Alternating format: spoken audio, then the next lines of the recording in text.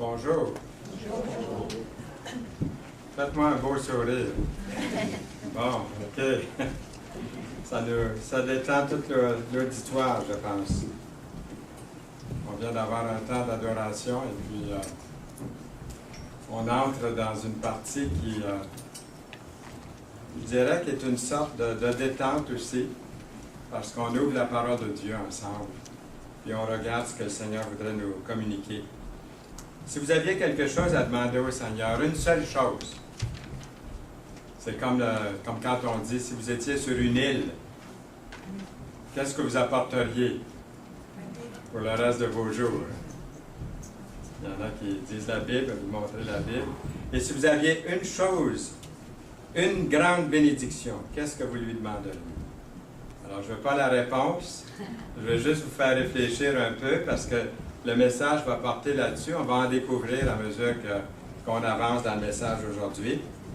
Peut-être que quelqu'un dirait, « Seigneur, donne-moi une bonne santé. » Peut-être qu'un autre dirait, « Seigneur, donne-moi de bons amis, un compagnon, une compagne pour la vie. » Peut-être quelqu'un prierait, « Seigneur, apprends-moi à atteindre le succès dans ma vie. » Seigneur, ou un autre dirait, « Seigneur, fais que la paix règne dans mon cœur. » Peut-être même on va aller jusqu'à dire, « Seigneur, fais que la paix règne dans l'univers. » À commencer avec le Moyen-Orient.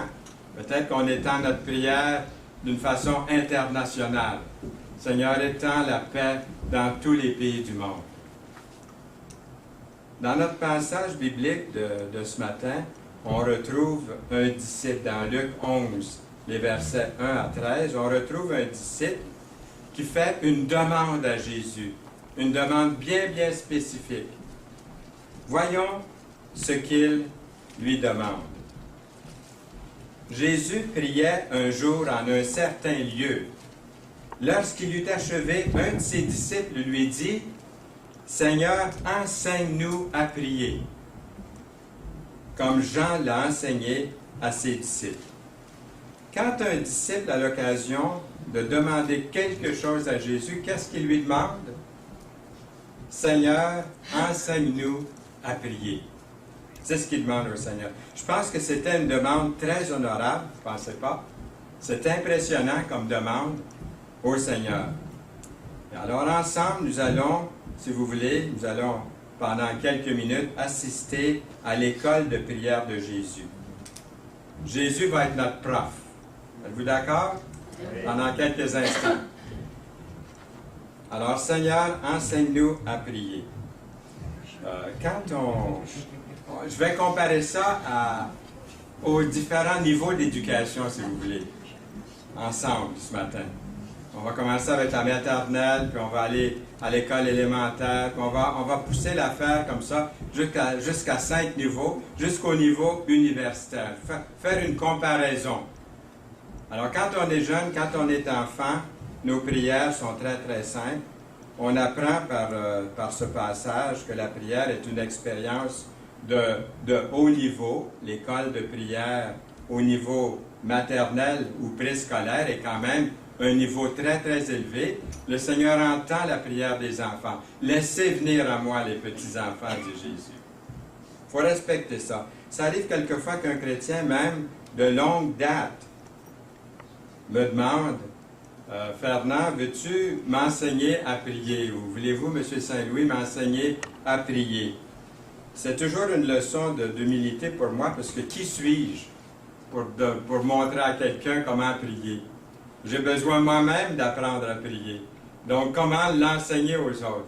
Alors, c'est pour ça que je dis qu'on est à l'école de Jésus. Vous n'êtes pas à mon école, parce que moi, j'ai besoin autant que vous d'apprendre à prier. Je suis celui qui doit être enseigné ce matin, autant que chacun de nous ici. Vous êtes d'accord avec ça? Vous sentez-vous, vous aussi, comme ça, lorsque vous êtes face à la prière? Si vous voulez, on va se joindre avec moi, vous allez vous joindre avec moi, pour que nous fréquentions pendant quelques instants, pendant cette courte période, l'école de prière de Jésus. Je crois qu'à l'école de Jésus, il y a au moins 5 niveaux, nous allons les considérer. il y a ce niveau-là, préscolaire ou maternel. Moi, j'ai sauté la maternelle, pas parce que j'étais plus intelligent, mais il n'y avait pas de maternelle à l'époque. Alors, j'ai sauté tout de suite en première année. On va y arriver dans quelques instants. Mais premièrement, appelons-le l'école de prière au niveau maternel.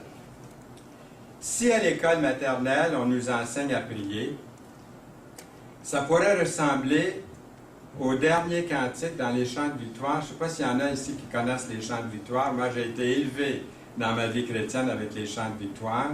Et le 311, je pense que c'est le dernier cantique dans les chants de victoire. C'est un cantique, une section pour enfants. Et puis là, il y a ces belles paroles.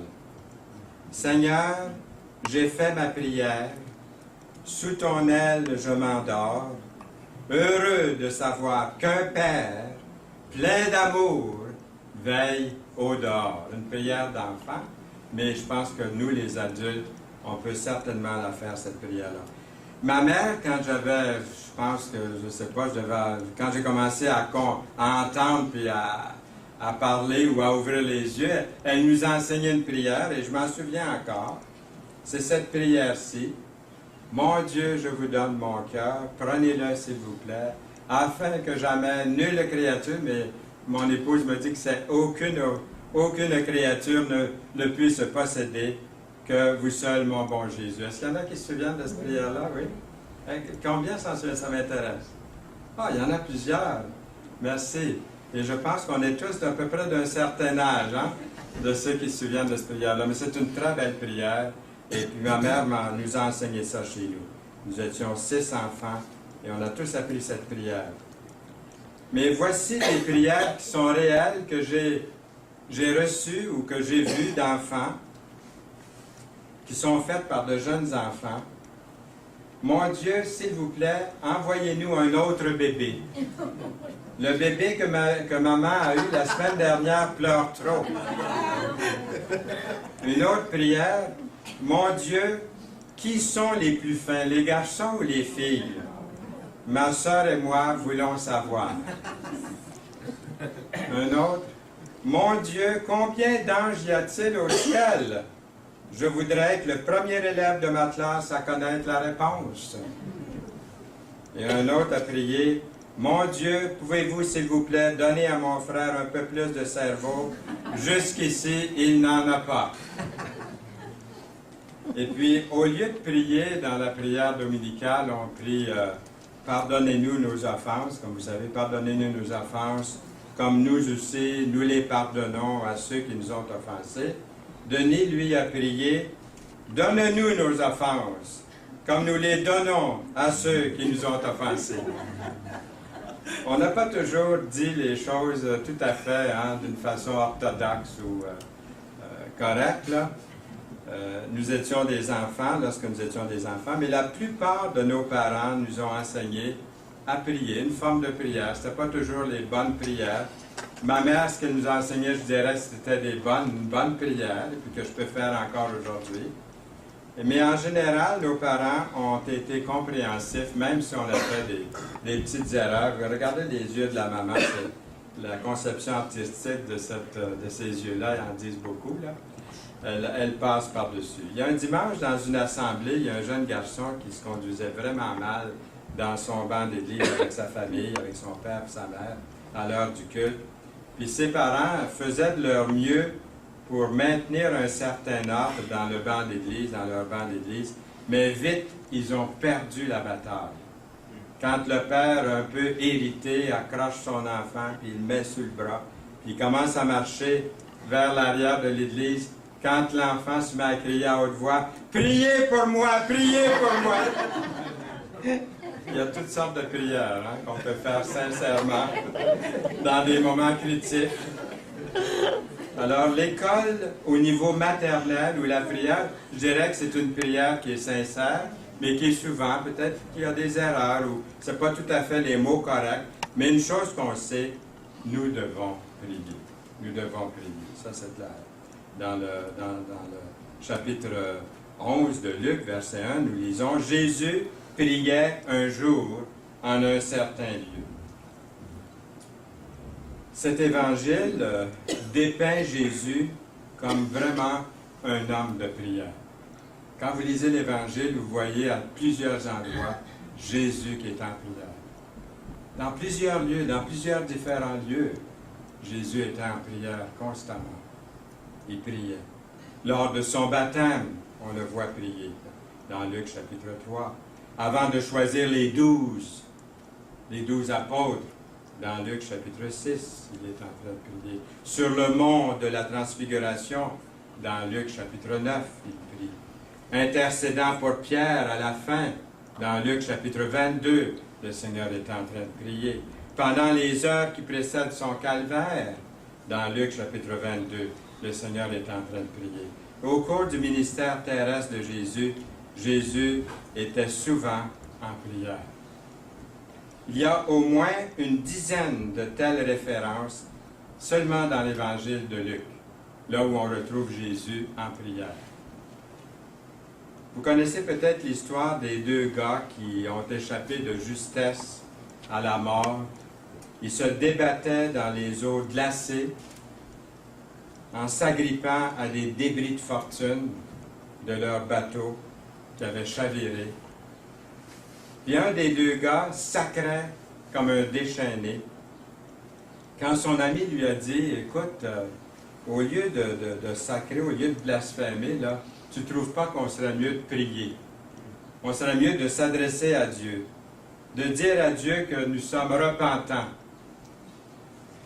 que nous avons eu une mauvaise conduite. Tu ne trouves pas qu'on devrait demander à Dieu le pardon et peut-être qu'on serait délivré, peut-être qu'on pourrait survivre à ce qui nous arrive? Essayons de prier pour que le Seigneur vienne à notre secours. Puis juste à l'instant où son copain s'apprête à prier, l'autre aperçoit un bateau au loin qui se dirige vers eux, un sauveteur qui venait droit vers eux. Aussi ravi que Christophe Colomb qui a découvert l'Amérique, il dit « Arrête de prier, arrête, il y a un bateau qui s'en vient. On est sauvés, on est correct. Tu n'as pas besoin de continuer à prier. » Alors son ami a arrêté de prier. Est-ce que ce n'est pas un peu la façon des fois qu'on agit? Est-ce qu'il y en a ici qui agissent comme ça? Moi, ça m'est arrivé aussi, hein, de prier très, très, très fort quand ça n'allait pas trop bien. Quand on est dans l'eau bouillante, on se met peut-être à prier. Et dès que la situation s'améliore, j'oublie Dieu. Pourtant, j'aurais dû continuer à le prier, au moins à le remercier, prier constamment. Dans le verset 2, Jésus dit, « Quand vous priez, non pas si vous priez, mais quand vous priez. » Ce disciple a pris note de la façon dont Jésus était un homme de prière. Il dit, « Seigneur, enseigne-nous à prier. » Jésus a été conçu du Saint-Esprit. C'est frappant, n'est-ce pas? Il a prié. Jésus était capable de faire des grands miracles. Pas vrai? Pourtant, il sentait le besoin de prier. Jésus a vécu une vie absolument sans péché. Il a été tenté comme vous et moi, en toutes choses, nous dit la Bible. Il n'a jamais péché. Quel pouvoir! Comment il a pu faire ça? Pourtant, il a prié. Constamment, il a prié. Il était un être divin, le Fils de l'homme, le Fils de Dieu, parfaitement homme, parfaitement Dieu. Il était divin parmi les hommes, mais il a prié son Père céleste. Si notre Seigneur ressentait le besoin de prier, qu'est-ce que vous en pensez?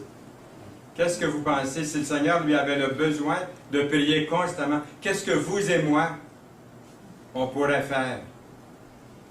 Je pense que nous devons, nous aussi, prier. Est-ce qu'il n'y a pas un verset dans la Bible qui dit « Priez sans cesse » ? Vous voulez la référence? Je ne l'ai pas mis au tableau. C'est 1 Thessaloniciens, oui, il y en a qui connaissent la référence. 1 Thessaloniciens 5, verset 17. Notez bien ce verset-là. Lorsque j'ai visité la maison de mon époux, je me permets, Yolande, de dire ça. Lorsque j'ai visité pour la première fois, on se fréquentait depuis un certain temps, pas tellement longtemps. Et un jour, Yolande m'invite à venir chez elle pour rencontrer ses parents. Bien, je les avais rencontrés, mais pour être avec sa famille, tout ça. Et une fois rendue chez elle, elle m'a fait visiter la maison. la maison paternelle, maternelle. Et puis, elle a ouvert une porte, elle a dit, ici, c'est ma chambre. Alors, j'ai ouvert les yeux. Hein? Elle a ouvert la porte de sa chambre, et sur la porte de garde-robe, d'une façon écrite de professionnel très bien lettré, c'était marqué « Prier sans cesse ». Bien, je l'ai mariée. Je l'ai mariée. Quel témoignage! Et ça fait 53 ans cette année que nous sommes ensemble. Que Dieu soit loué pour l'amour qu'il a mis entre nous. C'est pas beau, ça? Oui. C'est merveilleux. Alors, voyez-vous, prier sans cesse, c'était impressionnant de voir ça sur la porte d'une jeune. Une jeune de à peine 20 ans, je pense 20 ans. Alors, c'est quelque chose comme ça qui peut vraiment nous garder toute la vie. On va dire que c'était le niveau maternel. Vous voulez passer maintenant, où nous arrivons au niveau primaire. La leçon à apprendre ici, au niveau primaire, c'est que nous pouvons nous approcher de Dieu dans la prière comme les enfants s'approchent de leur Père. Je sais qu'ici, je touche une corde sensible quand je parle des enfants qui s'approchent de leur Père. Je vais en parler dans un instant. Dans les versets 2 à 4, nous avons le Notre Père, ce qu'on appelle le Notre Père, la prière dominicale. Ce n'est pas une prière qu'il a utilisée pour lui-même, mais c'est une prière qu'il donne à ses disciples, Jésus. La plupart d'entre nous, on connaît bien le Notre Père. Ça, c'est la forme qu'on a utilisée, je dirais, en général. Elle se trouve aussi dans l'Évangile de Matthieu, la prière dominicale, dans le cadre du sermon sur la montagne. Puis le Seigneur, dans Matthieu, nous apporte une sorte de correction à la prière. Puis, si vous voulez, on va regarder cette correction qu'il apporte dans Matthieu, chapitre 6, verset 5, qui dit « Lorsque vous priez, ne soyez pas comme les hypocrites, qui aiment à prier debout dans les synagogues et au coin des rues pour être vus des hommes. » Ensuite, il ajoute, au verset 7 de Matthieu 6, « En priant, ne multipliez pas de vaines paroles comme les païens qui s'imaginent, comme les mantras par exemple, qui s'imaginent qu'à force de paroles, ils seront exaucés. » Alors, dans Matthieu, toujours 6 et verset 9, le Seigneur dit, « Voici donc comment vous devez prier. » On pourrait ajouter que la prière dans Luc, voyez-vous, la prière dans Luc 11, elle est plus courte que celle que nous retrouvons dans Matthieu. Dans le meilleur des manuscrits, il y a des expressions telles que « qui est aux cieux » qu'on ne trouve pas dans Luc, « que ta volonté soit faite » qu'on ne trouve pas dans Luc, et aussi « délivre-nous du mal » qu'on ne trouve pas dans Luc. Ils sont absents dans le récit de Luc. Matthieu a 7 requêtes, tandis que Luc, lui, n'en rapporte que 5. Dans l'Antiquité, quand un Juif a prié Dieu, il l'a fait avec beaucoup de formalités, de vénération, de cérémonie. Dieu a toujours été abordé d'une manière très formelle, d'une façon très appropriée. Par exemple, 3 fois par jour, un Juif pieux s'adresse à Dieu de cette manière. Souvent, il va s'adresser de cette manière. Vous l'avez peut-être déjà entendu. « Seigneur, Dieu d'Abraham, Dieu d'Isaac, Dieu de Jacob. » Ou ils vont prier « Dieu très haut, créateur du ciel et de la terre. » Ils vont prier aussi « Dieu notre bouclier, le bouclier de nos pères. » De très belles paroles. Ils vont utiliser ces paroles-là. Quel contraste pourtant frappant, assez frappant, entre ce type de formalité puis le caractère informel de la prière que le Seigneur nous a donnée. La prière du Seigneur, la prière dominicale.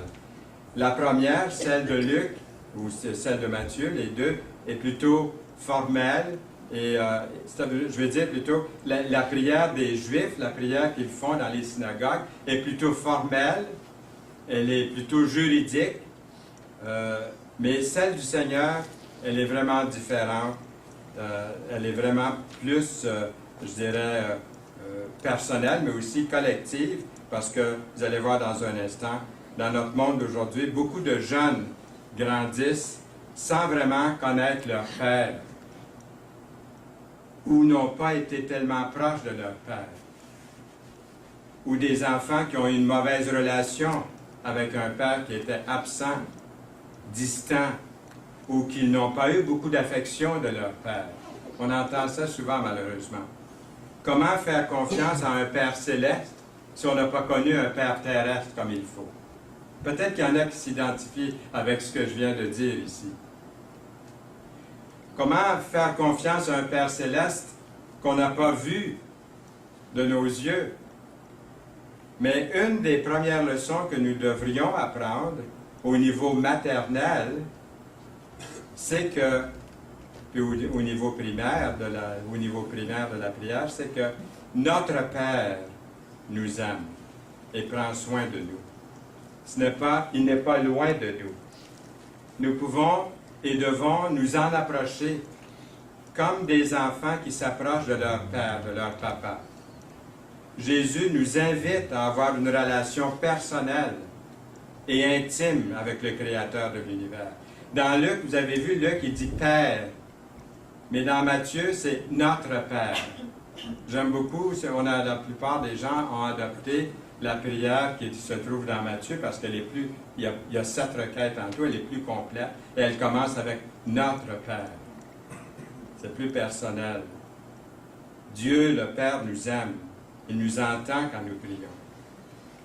Le niveau 3, la prière du niveau secondaire, si on peut la comparer de cette façon-là, nous avons la leçon que nous apprenons par cette prière-là, qui doit commencer par des pensées fixées sur Dieu. La prière doit être centrée sur Dieu. Elle n'est pas égocentrique. La prière n'est pas pour un gain égoïste. Dans Luc, la prière se compose, comme je disais, de 5 requêtes regroupées en 2 séries. La première série se rapporte à Dieu, comme vous savez. La deuxième se rapporte à nos besoins physiques, à nos besoins personnels. Des requêtes brèves de louange en premier, puis en deuxième, nous voyons, pour nos besoins personnels, il est important de noter cette chose-là dans la prière. Mais premièrement, de voir que c'est Dieu en premier, dans la prière qu'il nous a enseignée. Père, que ton nom soit sanctifié. Ça commence comme ça. Il est de notre désir, Seigneur, c'est comme si on disait, Seigneur, c'est mon désir de réaliser que ton nom est saint, que tu es grand, que tu es vraiment un Dieu extraordinaire, que tous doivent honorer, à commencer par moi, à commencer par nous.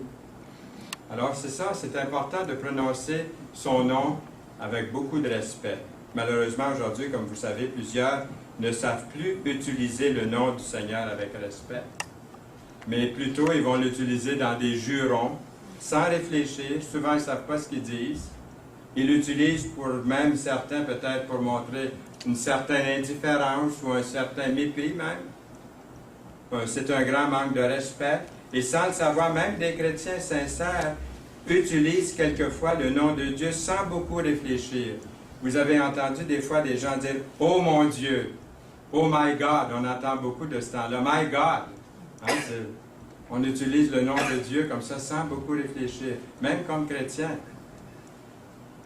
Nous avons le psaume 8, verset 1 qui dit « Éternel, notre Seigneur, que ton nom est magnifique sur toute la terre ». L'épellation du nom de Dieu porte 4 lettres hébraïques. J'ai étudié, je ne prétends pas connaître l'hébreu ni le grec. On l'a étudié à l'Institut biblique quelque peu, un peu de grec, un peu d'hébreu, très très peu.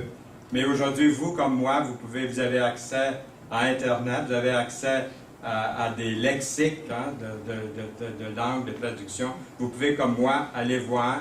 Et vous allez trouver que l'épellation du nom de Dieu porte 4 lettres hébraïques, toutes des consonnes, sans voyelles, le nom de Dieu en hébreu. Et les 4 lettres sont connues sous le nom de tétragramme. Tétragramme, les 4 lettres. Y, H, W, H. Et généralement, on pense que le nom doit être prononcé en y ajoutant 2 voyelles, la voyelle A et E. ce qui fait Yahweh ou Yahvé. Il y en a qui prononcent le W comme un V, Yahvé. Le nom a été considéré tellement sacré par les Juifs, tellement grand, tellement précieux, tellement, comment je dirais, divin. Les mots me manquent ici pour expliquer que chaque fois qu'un scribe juif devait écrire le nom de Dieu dans le texte, avant de l'écrire dans son nouveau manuscrit, il fallait d'abord qu'il aille se laver les mains. Ensuite, il écrivait le nom de Dieu. Puis après l'avoir écrit, il se lavait les mains à nouveau pour continuer à écrire. Vous voyez à quel point le nom de Dieu était respecté. Il fallait d'abord observer ce rite-là avant de continuer. Puis dans le temps, le nom de Dieu a été considéré comme trop sacré pour même essayer de le dire, même de prononcer son nom, tellement son nom est grand. Puis à un moment donné, on a même cessé de le prononcer. On ne prononçait plus le nom de Dieu, tellement son nom est grand, et solennel. Voyez-vous?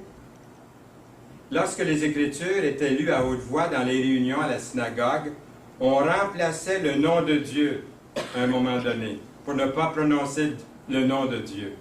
On le remplaçait par un autre nom.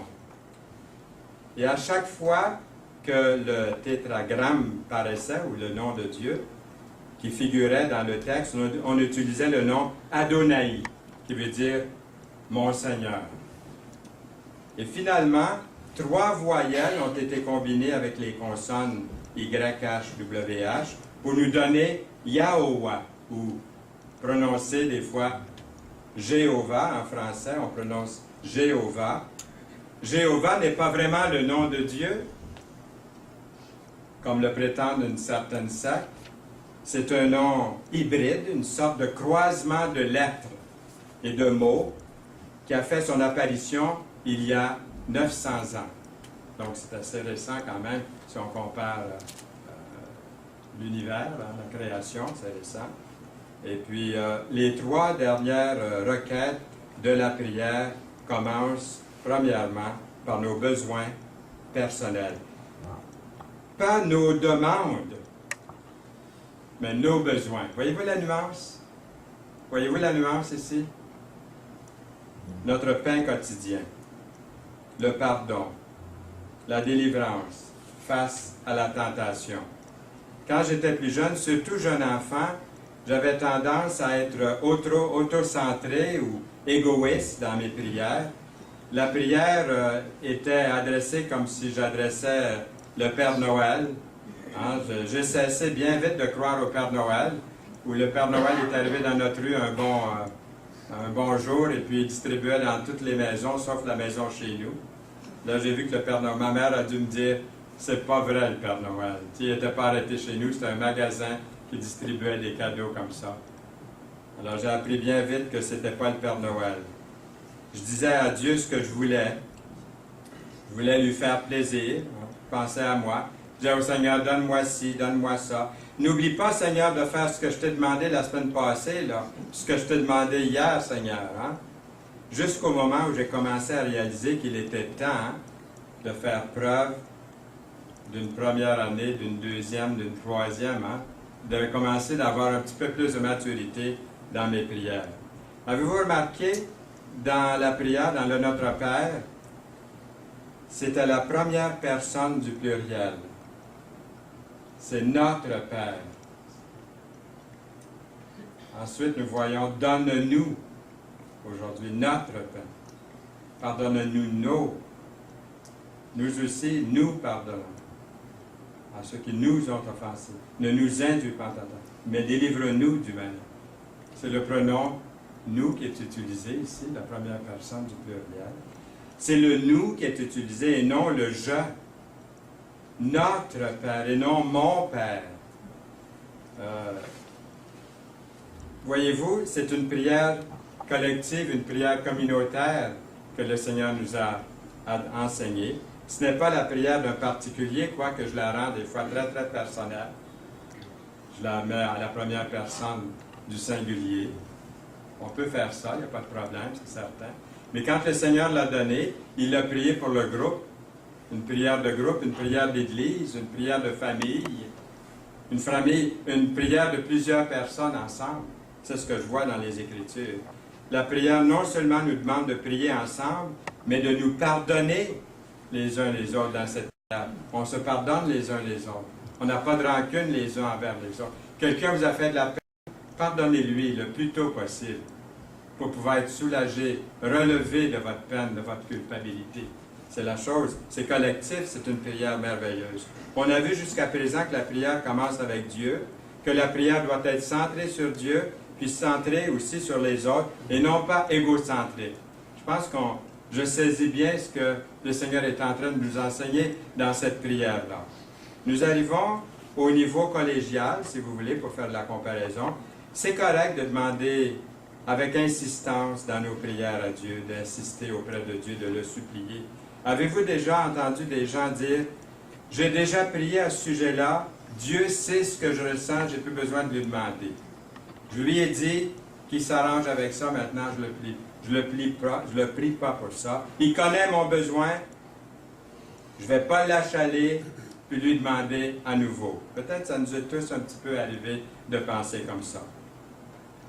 Il n'y a pas un verset dans l'Écriture qui dit de supplier, de prier sans cesse, on l'a vu tantôt, de le supplier. Ça, c'est différent des veines redites.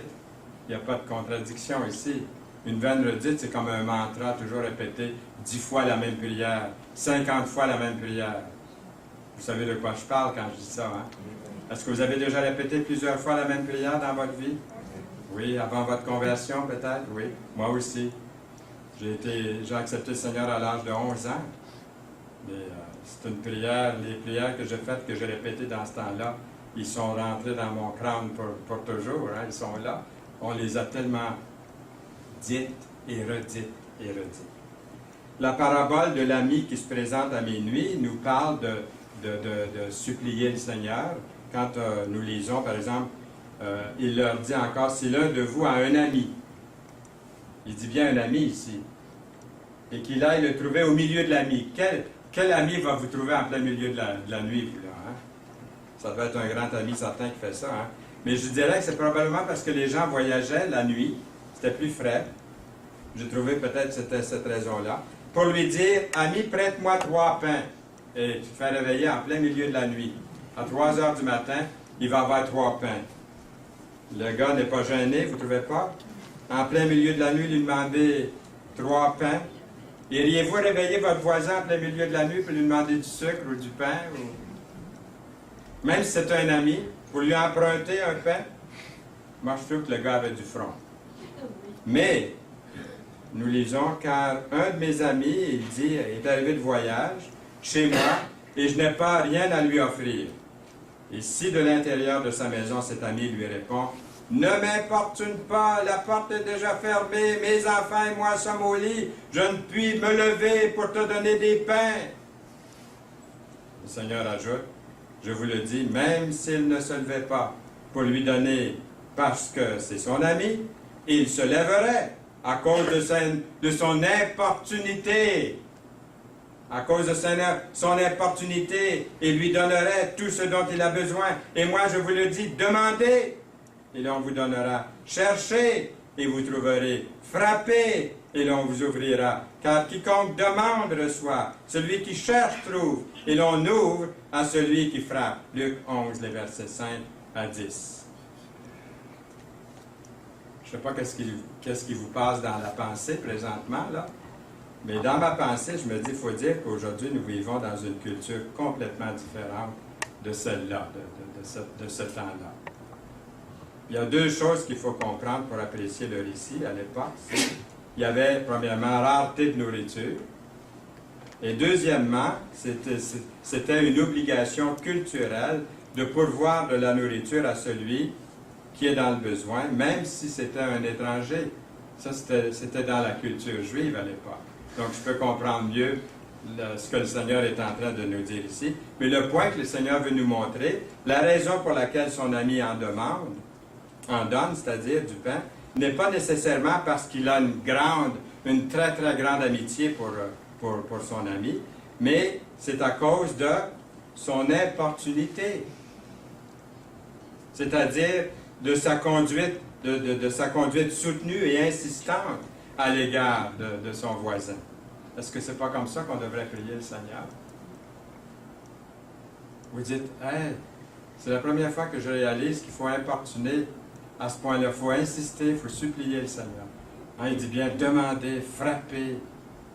Il dit ça le Seigneur. Aviez-vous déjà réalisé ça aussi fort que ce matin? Peut-être pas. Peut-être aussi. Ça nous rappelle l'histoire de l'aveugle Bartimée comme illustration. Ils arrivèrent à Jéricho et lorsque Jésus en sortit avec ses disciples et une assez grande foule, le fils de Timée, Bartimée, mendiant aveugle, était assis au bord du chemin. Il entendit que c'était Jésus de Nazareth et se mit à crier « Fils de David! » Il criait plus fort que ça, hein? « Fils de David! Jésus, aie pitié de moi! Jésus, aie pitié de moi! » Plusieurs le reprenaient pour le faire taire. « Ferme ta boîte! » Mais il criait plus fort. « Fils de David! Aie pitié de moi! » Jésus l'avait-il entendu la première fois? Oui. Qu'est-ce que Jésus attendait? Qu'il insiste, qu'il le supplie, qu'il l'importune. C'est pas beau, ça? Et qui est différent. Dieu est vraiment différent de vous et moi. Complètement différent.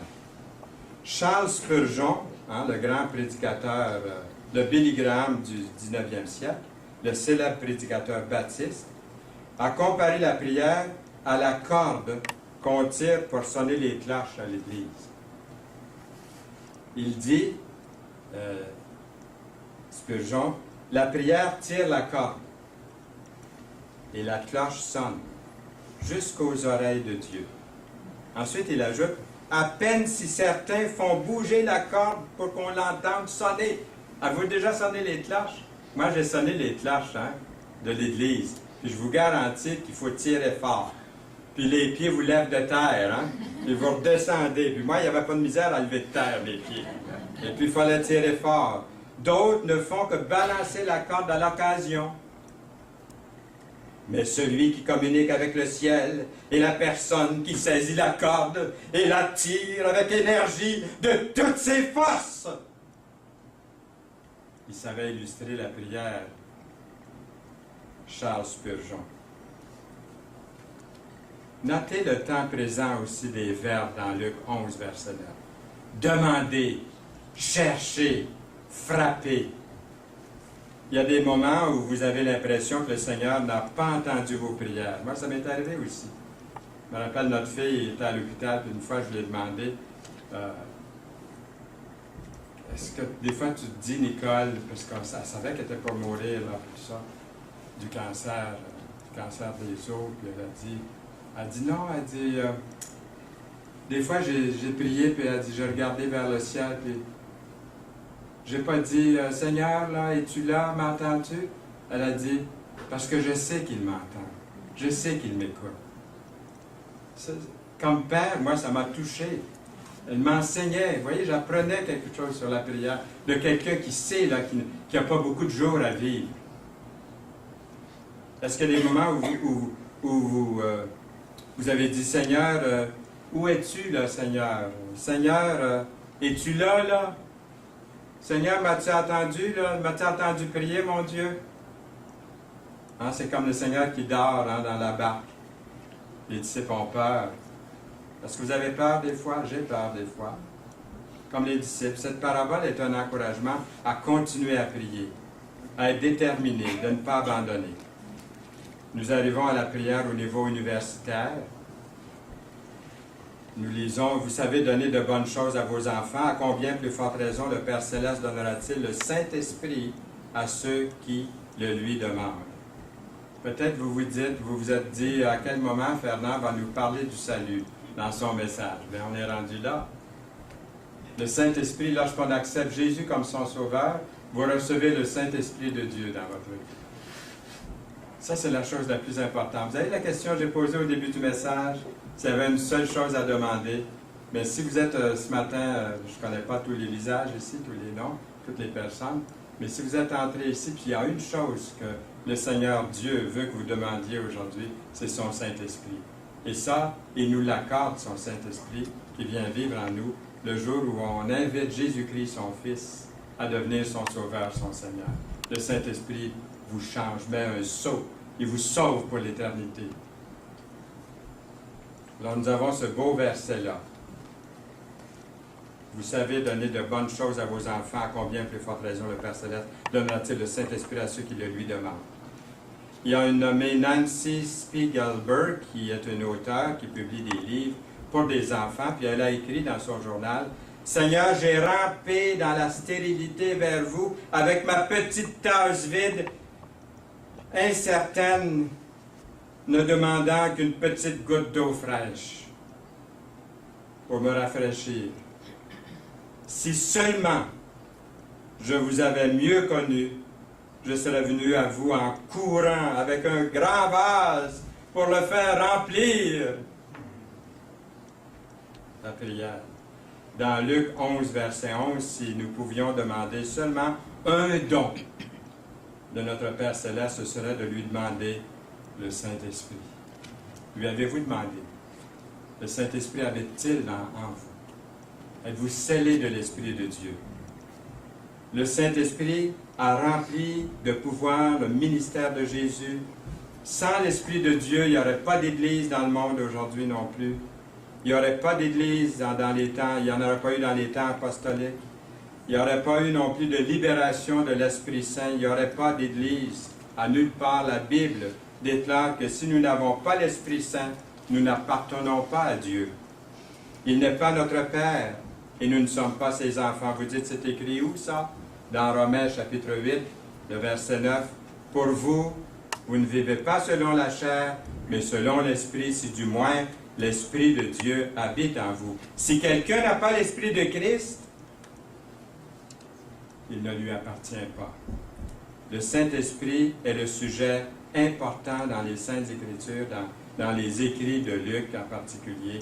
Dans son deuxième livre, le livre des Actes, c'est le livre écrit par Luc aussi, il nous est dit que l'une des promesses de repentir de nos péchés est d'être baptisé en son nom, dans Acte 2, 21, dans Acte 22, verset 16.